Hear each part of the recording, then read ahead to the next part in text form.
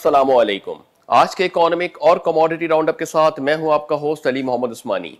किसी भी मुल्क की मौशी तरक्की का अगर मवाजना करना हो तो सबसे पहले उसकी फॉरेन एक्सचेंज रिजर्व्स के बारे में बात की जाती है। वहीं पर बात की जाए तो पाकिस्तान में इस वक्त काफ़ी हद तक के प्रेशर देखने में आ रहा था फॉरेन एक्सचेंज रिजर्व्स के अंदर, जो कि गुज़िश्ता साल जो है वो 8 बिलियन यूएस डॉलर तक के भी अप्रोच कर गए थे। ये एक ख़तरनाक सतह के पास जब पाकिस्तान के फॉरेन एक्सचेंज रिजर्व पहुंचे थे तो उस वक्त सऊदी अरब और मुत्तहिदा अरब अमारात की जानिब से पाकिस्तान को काफ़ी हद तक के सपोर्ट और असिस्टेंस फराहम की गई थी। इन्हीं के साथ साथ बात करें तो चाइना ने भी पाकिस्तान को काफ़ी हद तक के सपोर्ट दिया था पाकिस्तान की बैलेंस ऑफ पेमेंट को बैलेंस करने के लिए। वहीं पर देखा जाए तो ये तमाम तर काविशों के बाद फिर कोविड का सिनेरियो आता है और कोविड के सिनेरियो के अंदर पाकिस्तान जो है वो काफ़ी कोशिश कर रहा होता है कि अपने फॉरेन एक्सचेंज रिजर्व को मेंटेन किया जाए। दिसंबर 2019 के अंदर पाकिस्तान ने IMF के साथ जो मुआहदा तय किया था, यानी एक्सटेंडेड फंड फैसिलिटी के तहत जो पाकिस्तान को मराहतें मिलनी थी, उस पर पाकिस्तान ने सक्सेसफुल रिव्यू के बाद पाकिस्तान मुतवक्के कर रहा था कि पाकिस्तान को तकरीबन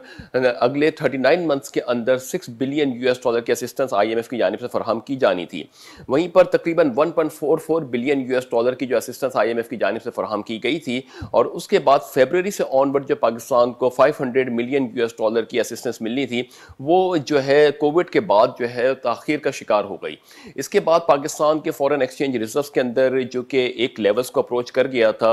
मुत्तहिदा अरब अमारात और सऊदी अरब के असिस्टेंस के बाद, जो तकरीबन पाकिस्तान का जो फॉरेन एक्सचेंज रिजर्व है वो तकरीबन स्टेट बैंक ऑफ पाकिस्तान के पास 12 बिलियन यूएस डॉलर के करीब अप्रोच कर गया था।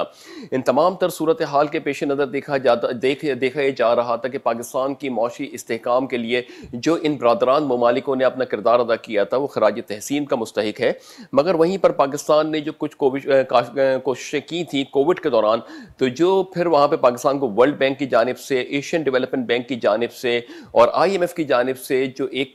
रिलीफ पैकेजेस का अनाउंस किया गया था, उसके बाद भी पाकिस्तान को काफ़ी हद तक के अपने बैलेंस ऑफ पेमेंट को बैलेंस करने के लिए काफ़ी रिलीफ मिला था। तो ये साथ साथ एक जो सिचुएशन आई थी कि फिर उस दौरान जो है पाकिस्तान के जो एक्सपोर्ट और इंपोर्ट के हजम के अंदर तब्दीली आना शुरू हुई थी और पाकिस्तान की जो औसत एक्सपोर्ट है 2 बिलियन यूएस डॉलर की, वो फिर फौरन ही तकरीबन मार्च अप्रैल मई के दरमियान वो डिक्लाइन होकर 1 बिलियन यूएस डॉलर से भी नीचे आ गई थी। इन तमाम तर सिनेरियो के अंदर देखा ये जा रहा था कि पाकिस्तान जो कि एक कोविड के सिनेरियो से गुजर रहा था और आलमी मार्केट्स के अंदर बिलखुसूस जो इंटरनेशनल रेटिंग एजेंसीज हैं, जो मूडीज़ की है, उन्होंने भी ये कहा था कि पाकिस्तान के लिए इस वक्त अगला साल जो है वो बड़ा दुश्वारकुन साबित होगा। मगर वहीं पर बैरून मुल्क मुकीम पाकिस्तानियों ने अपना रोल प्ले किया और जून से ऑनवर्ड पाकिस्तान में जो रेमिटेंसेस का हजम था उसमें हमने इजाफा भी देखा। यानी जुलाई के मंथ के अंदर बात करें तो रिकॉर्ड सतह के ऊपर पाकिस्तान को जो रेमिटेंसेस मौसूल हुई थी, जिसका हजम तकरीबन 2.7 बिलियन यूएस डॉलर से भी तजावज़ कर गया था। इन तमाम तरह जो इस सूरत हाल डेवलप हो रही थी पाकिस्तान की मौशी इस्तेहकाम के हवाले से, जहाँ पे आलमी मार्केट्स के अंदर पाकिस्तान को नेगेटिव ग्रोथ के साथ बताया जा रहा था, वहीं पर फॉरेन एक्सचेंज जो का स्टेबल होना और करंट अकाउंट का सरप्लस में आ जाना नवंबर के मंथ के अंदर, इसने बड़ा ही पाकिस्तान की मौशी सरगर्मी को एक मुस्बित रुझान दिखाया। और फिर इसके बाद जो है पाकिस्तान के बारे में जो नेगेटिव इम्पैक्ट दिया जा रहा था कि पाकिस्तान की जो GDP ग्रोथ है वो मनफी रिपोर्ट की जाएगी, वहीं पर आलमी मार्केट्स के अंदर ये आलमी इदारों ने अपने एक मौकिफ चेंज किया और पाकिस्तान को तकरीबन 1.5% की ग्रोथ के ऊपर भी बात की जाने लगी। ये तमाम तरह जो इस वक्त सिचुएशन सर्कमस्टेंसेस डेवलप हो रहे थे, इससे लग ये रहा था कि पाकिस्तान को कुछ इस्तेहकाम ज़रूर मिला है, मगर पाकिस्तान अब जैसे कि पूरी दुनिया के अंदर कारोबारी ज़िंदगी बहाल होना शुरू हो रही है और जो पाकिस्तान इंपोर्ट्स के हजम के ऊपर अब फोकस कर रहा है, तो एक्सपेक्ट ये किया जा रहा है कि शायद पाकिस्तान के इस वक्त थोड़ा सा प्रेशर आ सके। जनवरी से जून के पीरियड के अंदर पाकिस्तान को जो एक्सटर्नल डेब्ट्स की पेमेंट करनी है इंटरेस्ट के साथ, उसकी मालियत तकरीबन 7 बिलियन यूएस डॉलर के है। अगर इस वक्त की पोजीशन देखते हैं कि पाकिस्तान में रिजर्व की मालियत क्या है, यानी स्टेट बैंक और कमर्शियल बैंक्स की हम देखते हैं कि क्या वैल्यू इस वक्त है, तो अप्रॉक्सीमेटली 20 बिलियन यूएस डॉलर से अबव के पाकिस्तान के पास फॉरेन एक्सचेंज रिजर्व्स हैं, जिसमें तकरीबन 13 बिलियन यूएस डॉलर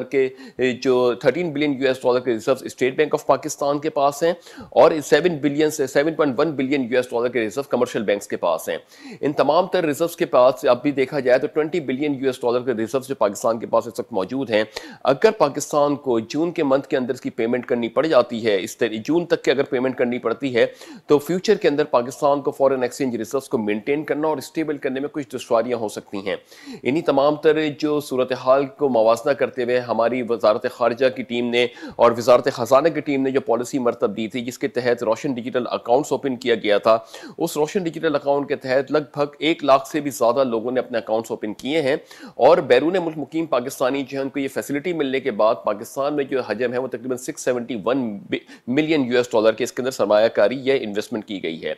ये कुछ ऐसा रोल प्ले कर रहे हैं कि अगर हम देखें तो पाकिस्तान के रुपए की कदर जो है उसमें इस्तेहकाम आता हुआ भी दिखाई दे रहा है, जहां पे अगस्त 26 2020 के अंदर पाकिस्तान के रुपए जो है वो अपनी बिल्कुल ही लोवेस्ट सतह के ऊपर था, 168.19 के ऊपर। वो आज कुछ कदरे बेहतर पे है, तकरीबन 156.05 के ऊपर पाकिस्तान के रुपए डॉलर के अगेंस्ट ट्रेड हो रहा है। यानी पाकिस्तान के रुपए में कुछ इस्तेहकाम मुतवक्के है और इसके इस्तेहकाम के तहत पाकिस्तान के जो रुपए है, अगर इसके अंदर बतदरीज जो है वो बेहतरी आती है तो आने वाले दिनों के अंदर पाकिस्तान की मौशी सरगर्मियों के ऊपर जो एक प्रेशर एक्सपेक्ट किया जा रहा था डेब्ट पेमेंट के लिए, उससे कुछ रिलीफ मिल सकता है। तो ये कुछ डेवलपमेंट्स हैं इस वक्त मौशी सरगर्मियों के हवाले से, जिसमें बहुत कोशिश की जा रही है वज़ीर आज़म इमरान खान साहब की कि ना सिर्फ आलमी मार्केट्स के साथ मिलकर काम किया जाए, बल्कि जो बरादरान ममालिक है या नेबर कंट्रीज हैं, बिलखुसूस अफगानिस्तान और इंडिया, बांग्लादेश, श्रीलंका के साथ भी एक अच्छे रवाबित कायम किए जाएं और उनके साथ रीजनल पीस और कोऑपरेशन के ऊपर भी काम किया जाए। सीपेक में तो वैसे ही पाकिस्तान एक चाइना का अलाइस है और चाइना के साथ मिलकर पाकिस्तान गवादर के ऊपर भी सरमायाकारी कर रहा है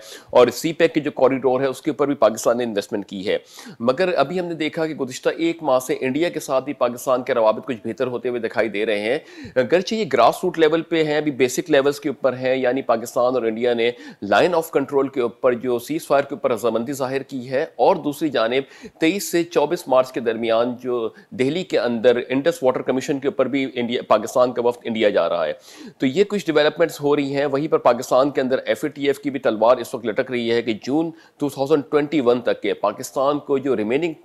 3 कंप्लायंसेस हैं, यानी 3 एक्शन प्लान्स जो पाकिस्तान के रह गए हैं, उन पे भी पाकिस्तान ने काम करना है। यानी आउट ऑफ 27 पाकिस्तान इस वक्त 24 कंप्लायंसेस या एक्शन प्लान्स पे काम कर चुका है और 3 जो एक्शन प्लान्स हैं उनके ऊपर भी पाकिस्तान ने हिकमत अमली तैयार करनी है ताकि इस रिव्यू के बाद पाकिस्तान का स्टेटस ग्रे से निकाल के वाइट में कर दिया जाए। ये तमाम तो डेवलपमेंट है जो वक्त के साथ साथ आगे आ रही हैं। एक जो वज़ीर आज़म इमरान खान साहब को अपोजिशन की जानिब से प्रेशर था वो तो बिल आखिर टल गया है फिलहाल, कि जिसके अंदर अपोजिशन की जानिब से लॉन्ग मार्च निकालने जाने का इंदिया दिया जा रहा था, वो तो काफ़ी हद तक के ख़त्म हो गया है। मगर अभी फिर भी जो है वो काफ़ी इंटरनल चैलेंजेस और एक्सटर्नल चैलेंजेस वज़ीर आज़म इमरान खान साहब के सामने हैं। तो इन तमाम तर सूरत हाल के पेश नज़र देखना ये होगा कि आने वाले दिनों के अंदर किस तरीके से पाकिस्तान की मौशी इस्तेहकाम के लिए वज़ीर आज़म इमरान खान साहब की टीम काम करती है, जिसमें डॉक्टर अब्दुल हफीज़ शेख साहब की सरबराही के अंदर फिर देखा जाए तो साथ में हमाद अजहर साहब, फिर SBR में वकार मसूद साहब, ये सारे लोग जो है मिलकर अपना एक रोल प्ले करने की कोशिश कर रहे हैं।